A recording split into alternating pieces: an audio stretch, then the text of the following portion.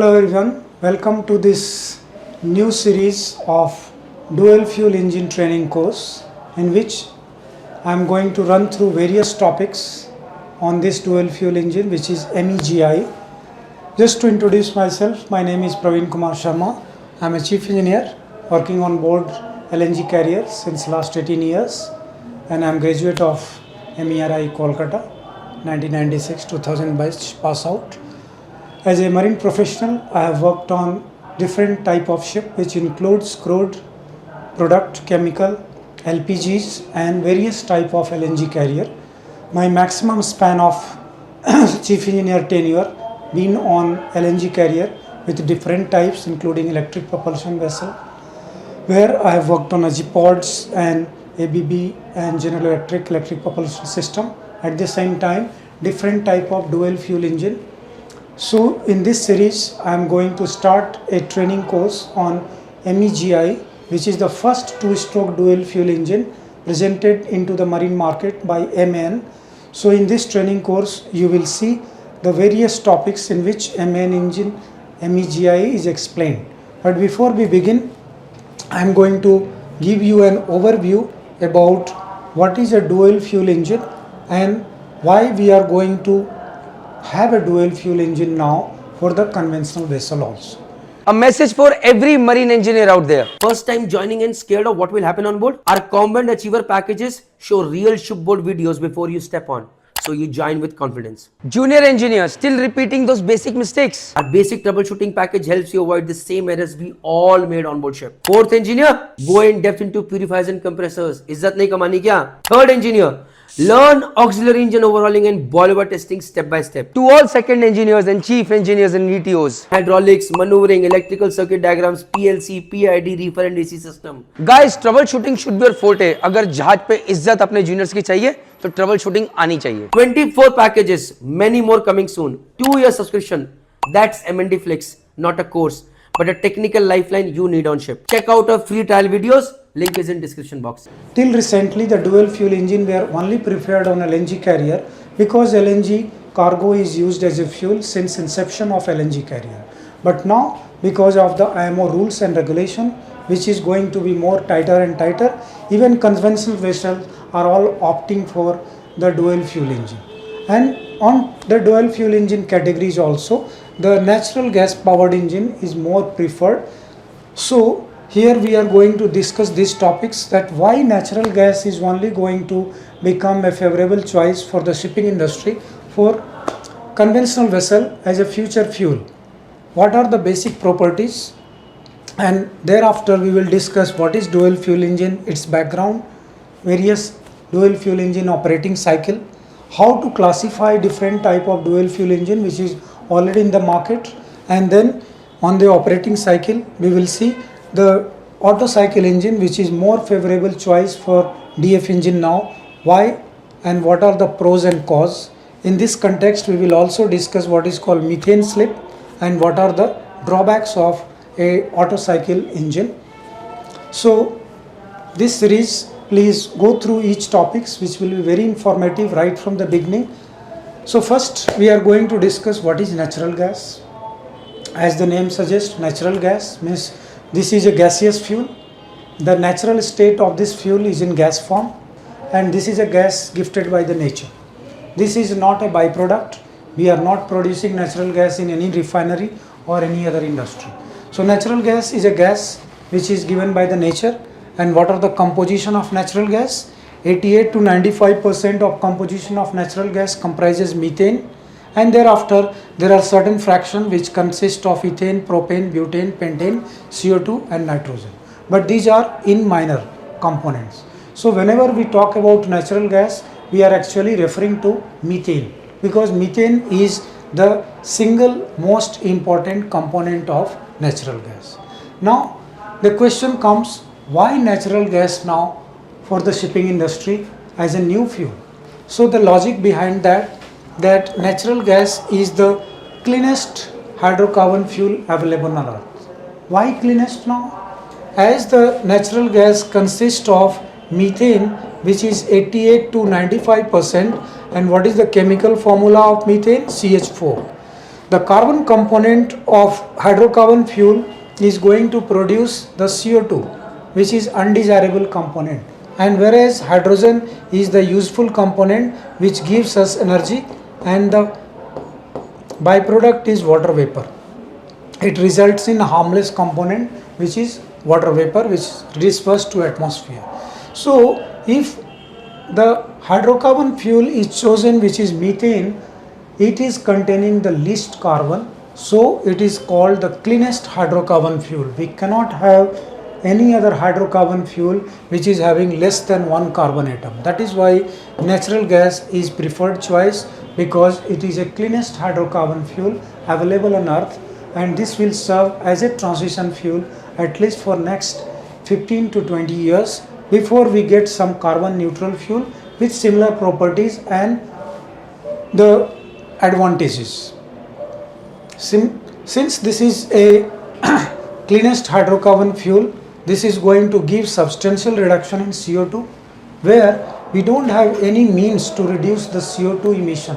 There is no technology at this juncture in shipping which is available like SOx and NOx, which can reduce the pollution by external means. Here there is nothing. So by choosing natural gas as a future fuel, we can have a drastic reduction in CO2, which is close to 25 to 30%. We can get instantly, rather than choosing in different means which can reduce CO2 by fraction. Natural gas is also considered the safest gas fuel for the usage. This is another very important properties of natural gas, which makes it very superior fuel for the usage on board the ship. So this is the safest gas also. How it is safest gas, we will explain you little later. This is the only fuel in the market where the buyer is paying the cost as per quality and not quantity. Very unique property, because natural gas is bought and sold in terms of energy unit, which is called MMBTU. This is a energy unit similar to kilojoule. This is British thermal unit and metric million. That is how this fuel is sold and bought. So the buyer will pay as per the energy it is receiving, not the quantity. How many metric ton, how many meter cube, that is not the basis of payment in this fuel. The natural gas reserve is sufficient to fulfill the requirement for next 60 years.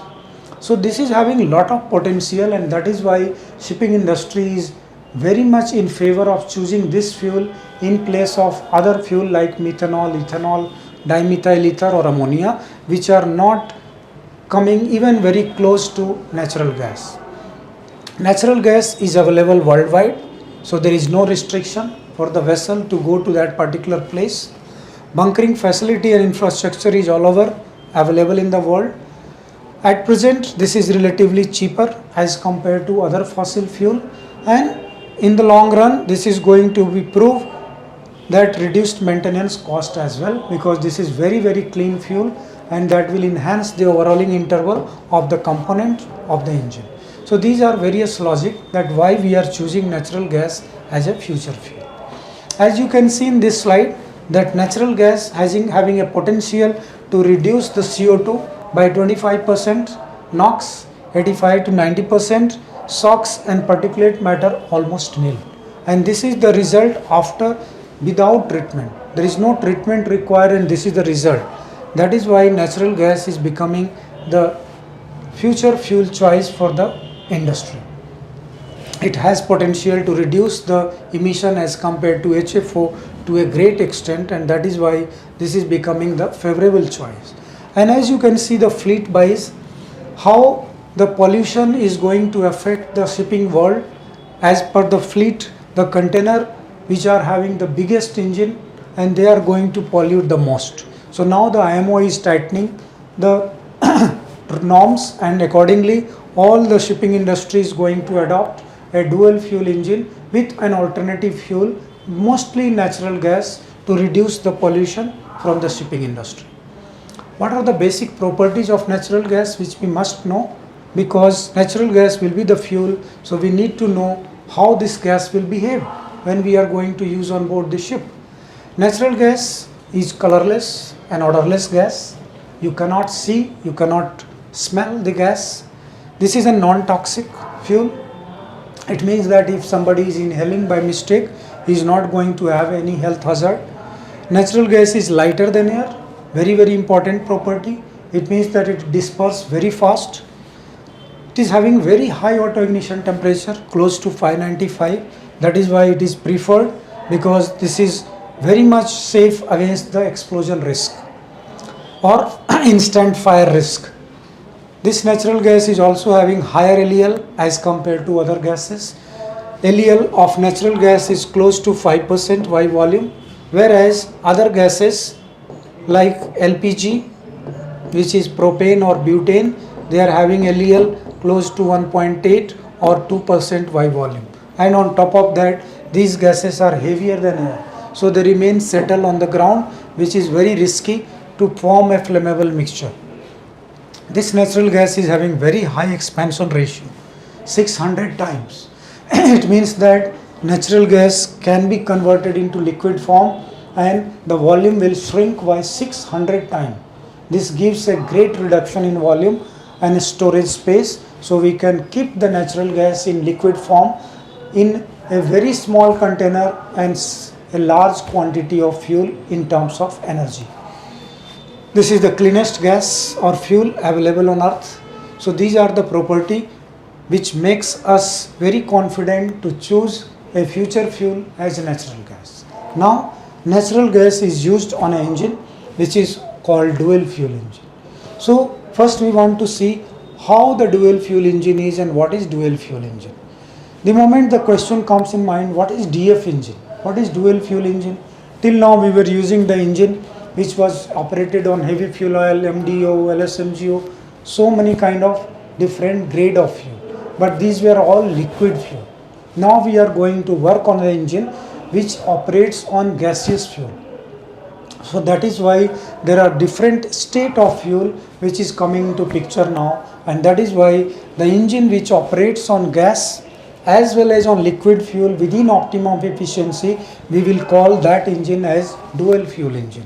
It can be a 4-stroke, 2-stroke, doesn't matter, but this is in general. The engine which operates on combination of fuel or single fuel. This is the beauty of the dual fuel engine, that here we can run simultaneously two fuel together. Till now you were not having such engine where you can run 50% LSMGO and 50% HF, not possible. But now you can have an engine where you can run 50% gas and 50% liquid fuel on all cylinder, and this is the way this engine will work. These engines are highly electronic engine, and that is why before you start learning on dual fuel engine, you must know the basics of the electronic control engine, which can be MEC or Artiflex depending on the maker. Before that, it will be hard to adjust with this concept of dual fuel engine.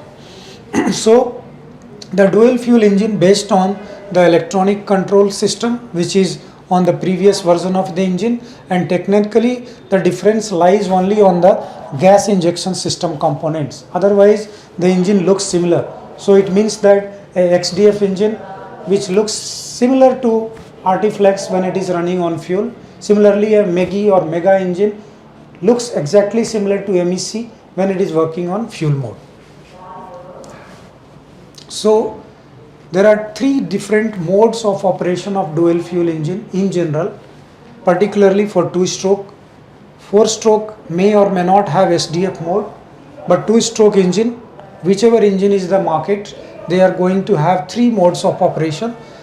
First mode is called BOG mode, in which the engine works continuously on gas but with pilot fuel assistance. What is pilot fuel? This is the fuel which is injected into the combustion chamber to start the combustion, because the natural gas as a fuel have very high auto ignition temperature, 590 degrees Celsius, which cannot automatically burn even in a diesel cycle engine, because we cannot achieve a compression temperature of 590, and that is why we are having a pilot fuel assistance in this engine in all modes.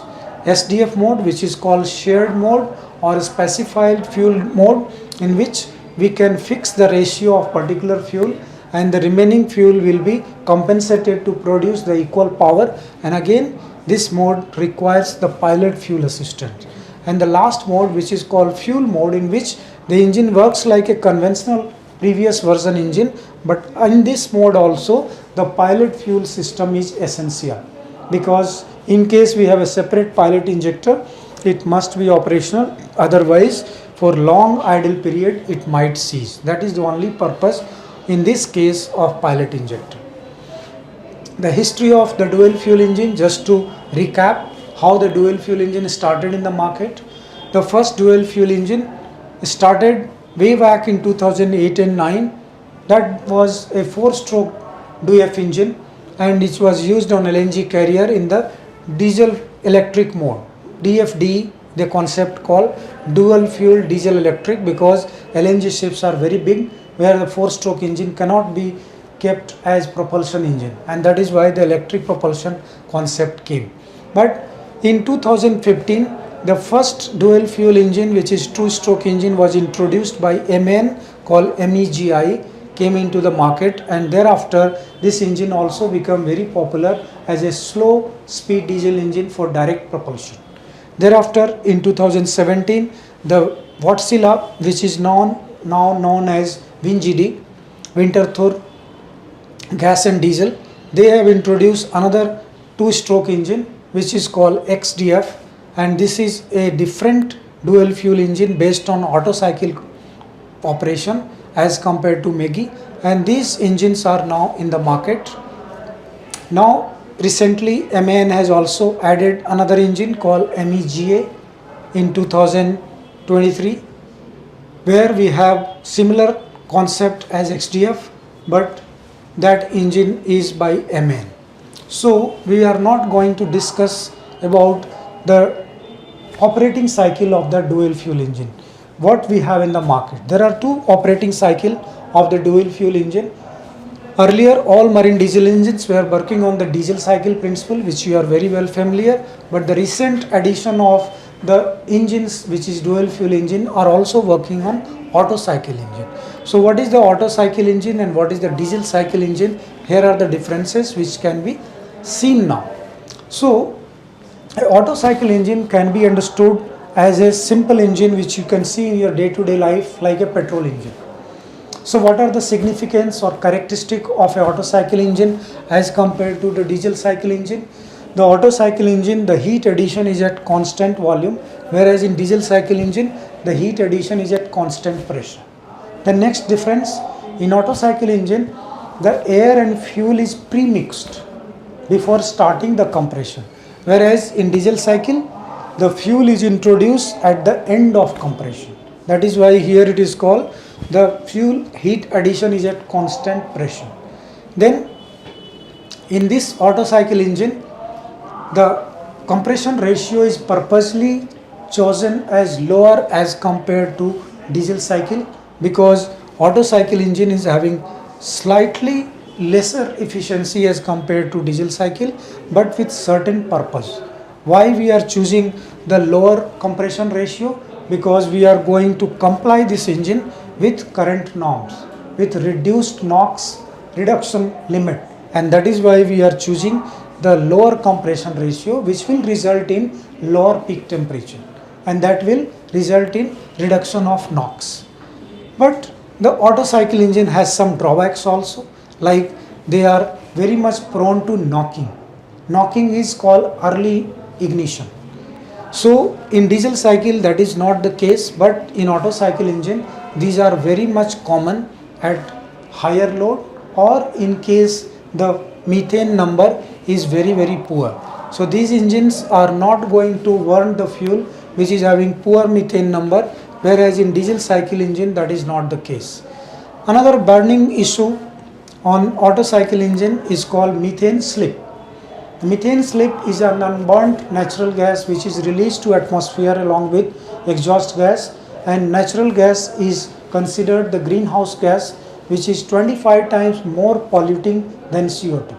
So we don't want the natural gas to release to atmosphere, but inherent tendency of the Otto cycle engine that at lower load there will be some methane slip which is going to cause pollution, whereas in diesel cycle engine this is not the case. But the single drawback of a diesel cycle engine which is still operating on natural gas is that these engines are not complied with tier 3. Even though this is burning the natural gas which is the cleanest fuel, but still it is not going to comply with tier 3 without treatment, because there is a peak temperature involved, and that is the main culprit to generate NOx. So these are comparative analysis of Otto cycle engine and diesel cycle engine on which the dual fuel engine are based. The dual fuel engine, which is Otto cycle engine, are working on a lean burn combustion principle. And what is lean burn combustion principle? Here we are giving much more excess air than the diesel cycle engine. So here the combustion is always lean. It means that the peak temperature will always be lower. And here the air fuel ratio in Otto cycle engine is restricted to very narrow band, which is 2.0 to 2.2. And in case the engine is more than this, then there is a tendency of very slow combustion or misfiring or lower peak temperature, but these are not desirable because engine operation will be unstable. In case the air fuel ratio is shift to the left side of this curve or the window, then it is going to prone for knocking, pre-ignition, and this will result in higher NOx. So in these engines the control system is again electronic, which is always going to tune the engine air fuel ratio in this zone, so that there is no chance that this window is going to left or right side, and this is going to cause unstable combustion. So this is how the theoretical calculation of a stoichiometric ratio in case of Otto cycle engine and diesel cycle engine. For burning 1 kg of fuel, we need to give 17.2 kg of air in case of Otto cycle engine, where it is 14.5. So Otto cycle engine is inherently too lean combustion as compared to diesel cycle. But this is always controlled by the engine control system to make sure that it remains within the window. Now coming to the topic of dual fuel engine classification which are there in the market. As you can see, these are the classification heading by which we can classify various dual fuel engine in the market. First, the engine which are based on Otto cycle principle, these are called low pressure gas admission engine. In this we are having 4-stroke engine, all makes, and then we have 2 engine in this 2-stroke market, that is XDF and MEGI, which is by MAN. This is recently added in the portfolio. Then another engine classification which is based on high pressure gas injection, where the gas pressure is 300 to 400 bar, and this is a MEGI engine, which is in our Persian discussion we are going to discuss. And another category is called MEGI-E, which is applicable for ethane carrier, where the gas pressure requirement is 400 bar. Here maximum pressure is 15 bar. The another category of DF engine is called LGI series by MAN, called liquid gas injection, in which we are having methanol engine and LPG powered engine. The ammonia is still yet to come. Similarly, XDF-M and XDF-A required for methanol and ammonia fuel, they are not still in the market. That is why I have put star here. So this is how we classify various dual fuel engine. Now coming to the methane number, which is another very important criteria when we discuss about the natural gas as a fuel. Methane number is a designation which denotes the quality of the natural gas. So if methane number is higher, it means that the quality of natural gas is very good. If the methane number is poor, it means that the quality of the fuel is not good. It is the similar number as reflected for petrol and diesel as octane number or cetane number. That is how we denote this. Methane slip, as I explained you, this is not desirable for environmental protection, because methane is a greenhouse gas which is 25 times more polluting than CO2. So if the raw methane is escaped to atmosphere by any chance during the engine operation, this is going to further pollute the environment, and our whole purpose to save the planet will be nullified. That is why in this Otto cycle engine at lower load it is not desirable to run, or the engine makers are slowly bringing up new technology to keep on reducing the methane slip, but Otto cycle engine has some inherent characteristic by which it is bound to give some methane slip at lower load. Then Otto cycle engines are also prone to knock. What is knock? When there is a chances of early combustion or ignition, that is going to cause a pressure swing inside the combustion chamber, and that is called knocking, uncontrolled combustion. When the air fuel ratio is shifting to the left side where the combustion is started happening well before it is supposed to be, and there are many factors which is contributing to the knocking. Can be design aspect, can be operating concept, or can be ambient condition aspect as well. The design aspect is always taken care of by the designer of the engine. The engine operating concept aspect will be taken care of by the operator when it is operating the engine. That engine parameter remains within the limit, and same goes for ambient condition, that in this condition we have to be very careful while operating the Otto cycle engine, because knocking is going to create lot of damage to the engine component which is in the combustion chamber. As you can see in this slide, the piston getting badly damaged because of knocking, the liner, piston crown, exhaust valve. Then these are the picture which shows how knocking can damage the engine component badly, and this must be avoided. Another disadvantage of the Otto cycle engine is the load ramp requirement, because Otto cycle engine, because the air fuel ratio is very narrow band, and it is too lean combustion principle, so we cannot increase or decrease the load very fast. The engine will not control this ratio, and then it will switch to the liquid fuel mode. So it means that the gas trip will happen in case we avoid this kind of, allow this kind of load peak or load reduction peak. Then the Otto cycle engines are also very much sensitive to ambient condition. As the scavenge temperature starts increasing, what happens? The air quality will deteriorate, the air temperature will increase, the density of the air will decrease, and finally the mass of the air which is entering the engine will be lesser, and that will create rich air fuel ratio, and that can cause the knocking condition if we will not reduce the load. Similarly, the Otto cycle engine has to be very delicate in operation depending on the ambient condition, fuel quality, and air fuel ratio control. That is how the engine is to be controlled. So overall, the Otto cycle engine is very beneficial for the sake of environment, because it is complying all the environmental norm without any after treatment. But Otto cycle engine has certain drawback, like very narrow band of air fuel ratio, prone to knock because of poor methane quality, prone to knock in case ambient temperature is very hot and humid, and if you are going to change the load rapidly, then it will not continue to run in gas mode and it will trip in gas mode. So that is how we should understand a dual fuel engine concept. I hope you have a fair idea about what is natural gas, why natural gas, what is dual fuel engine, and how we can classify different type of dual fuel engine in various category, so that we can start learning about dual fuel engine. So thank you very much in this introductory session, in which we just give the gist of various dual fuel engine so that you can understand this concept. Thank you.